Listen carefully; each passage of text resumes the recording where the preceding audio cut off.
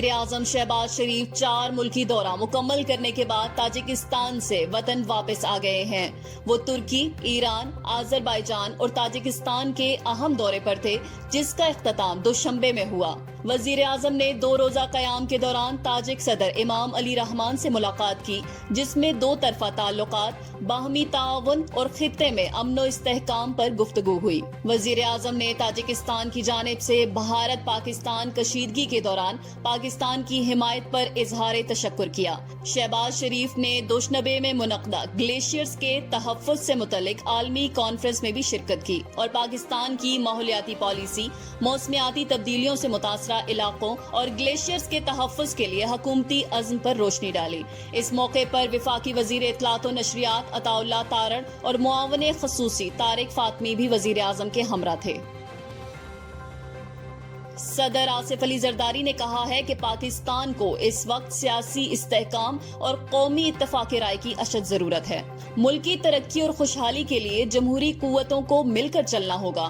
انہوں نے راجہ پرویز اشرف کی قیادت میں وفد سے ملاقات کی، جس میں پنجاب کے گورنر سردار سلیم حیدر خان بھی موجود تھے۔ ملاقات میں ملکی سیاسی و معاشی صورتحال، بجٹ اور پارلیمانی امور پر تبادلہ خیال کیا گیا۔ صدر زرداری نے کہا کہ جمہوریت اور عوامی خدمت کو اولین ترجیح دینا ہوگی اور ہر فرد کو عوامی مسائل کے حل میں اپنا کردار ادا کرنا ہوگا۔ حکومت نے عید الاضحیٰ 2025 کے موقع پر 4 دن کی سرکاری تعطیلات کا اعلان کر دیا ہے۔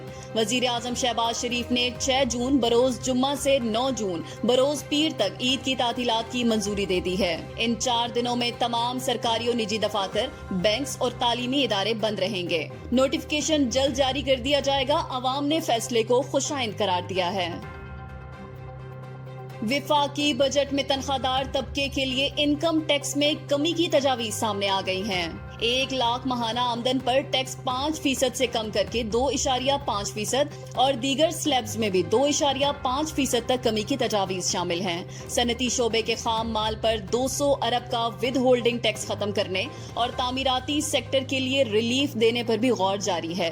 چھوٹے کسانوں کے لیے قرض اسکیموں کی تیاری بھی بجٹ کا حصہ ہوگی۔ IMF نے تجاویز پر مثبت رد عمل دیا ہے، لیکن متبادل ریونیو پلان پیش کرنا لازمی قرار دیا گیا ہے۔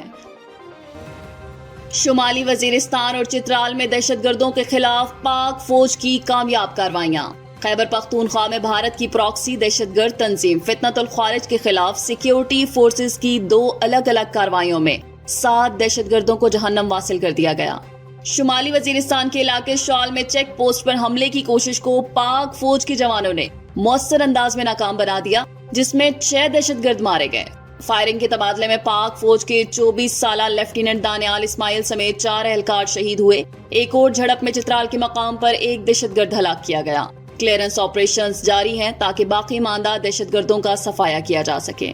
وزیر اعظم شہباز شریف نے شہداء کو خراج تحسین پیش کرتے ہوئے سیکیورٹی فورسز کی قربانیوں کو سراہا اور قومی یکجہتی پر زور دیا۔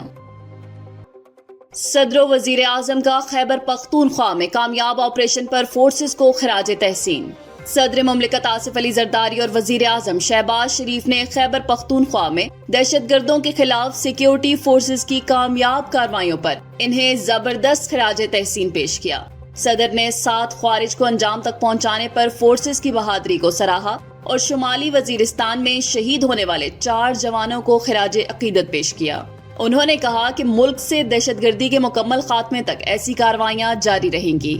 دوسری جانب وزیر اعظم شہباز شریف نے بھی کامیاب آپریشن پر سیکیورٹی اداروں کی پذیرائی کی اور 7 دہشت گردوں کے جہنم واصل ہونے پر مبارکباد دی۔ انہوں نے شہداء کے لیے دعائے مغفرت اور اہل خانہ کے لیے صبر و استقامت کی دعا کی۔ وزیر اعظم نے کہا کہ دہشت گرد انسانیت کے دشمن ہیں، ان کے مذموم عزائم کو خاک میں ملا دیں گے اور دہشت گردی کی جڑ جلد اکھاڑ پھینکیں گے۔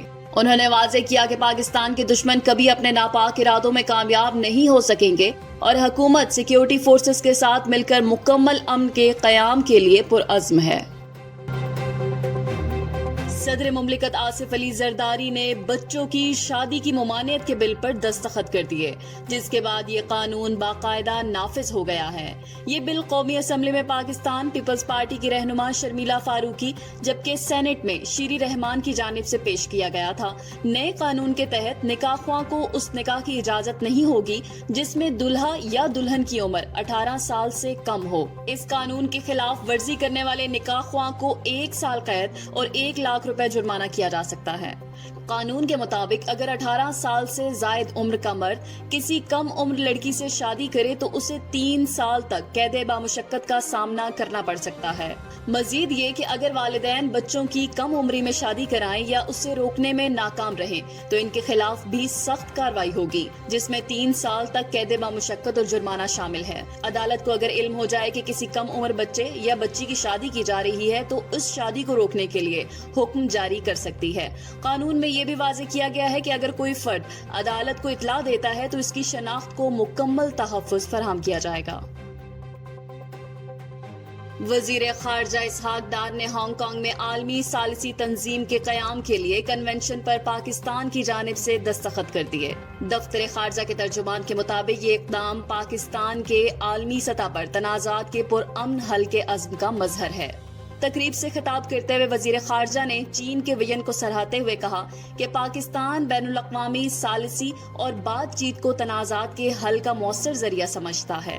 انہوں نے زور دیا کہ بھارت بین الاقوامی قوانین کی کھلی خلاف ورزیاں کر رہا ہے، جن میں سندھ طاس معاہدے کی معطلی بھی شامل ہے۔ اسحاق ڈار نے کہا کہ جموں کشمیر کا مسئلہ عالمی توجہ کا متقاضی ہے اور پاکستان ہر سطح پر اپنا موقف اجاگر کرتا رہے گا۔ افغان وزیر خارجہ کا 3 روزہ دورہ پاکستان متوقع۔ توقع ہے کہ افغان عبوری وزیر خارجہ امیر خان متقی جلد 3 روزہ دورے پر پاکستان آئیں گے۔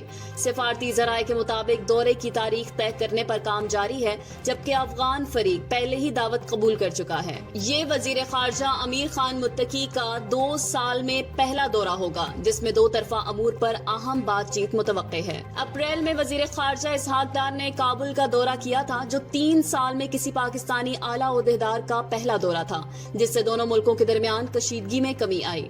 ذرائع کے مطابق امیر خان متقی کا دورہ اعلیٰ سطح کے سفارتی تبادلوں کے تسلسل کا حصہ ہے اور ایک روڈ میپ بھی تیار کیا گیا ہے، جس میں وزراء اور عہدیداروں کے باہمی دوروں کو شامل کیا گیا ہے۔ افغان طالبان کی حکومت نے حالیہ دنوں میں پاکستان کے لیے خطرہ بننے والے گروپوں کے خلاف اقدامات کیے ہیں اور طالبان کمانڈر سعید اللہ کا بیان کہ بیرون ملک لڑنے والوں کی حمایت نہیں کی جائے گی اس سوچ میں تبدیلی کا اشارہ دیتا ہے۔ ان اقدامات کے بدلے میں پاکستان اور چین نے کابل کو سفارتی اور اقتصادی مدد دینے کی تیاری ظاہر کی ہے۔ پاکستان نے عندیہ دیا ہے کہ سفیروں کے تبادلے کے ذریعے تعلقات کو بہتر بنایا جائے گا۔ سعودی عرب نے پاکستان سمیت 14 ممالک کے شہریوں کے لیے بلاک ورک ویزا کوٹا عارضی طور پر معطل کر دیا ہے۔ سعودی وزارت افرادی قوت کے مطابق یہ پابندی جون 2025 کے اختتام تک جاری رہے گی۔ اس فیصلے کا مقصد حج سیزن سے قبل امیگریشن پر دباؤ کم کرنا، رش کی روک تھام اور غیر قانونی حج کو قابو میں رکھنا ہے۔ متاثرہ ممالک میں پاکستان، بھارت، بنگلہ دیش، مصر، انڈونیشیا، عراق، نائجیریا، اردن، سوڈان، الجزائر، یمن، ایتھوپیا، تیونس اور مراکش شامل ہیں۔ اب نئی درخواستیں قبول نہیں کی جائیں گی، جبکہ پرانی درخواستیں مسترد یا تاخیر کا شکار ہو سکتی ہیں۔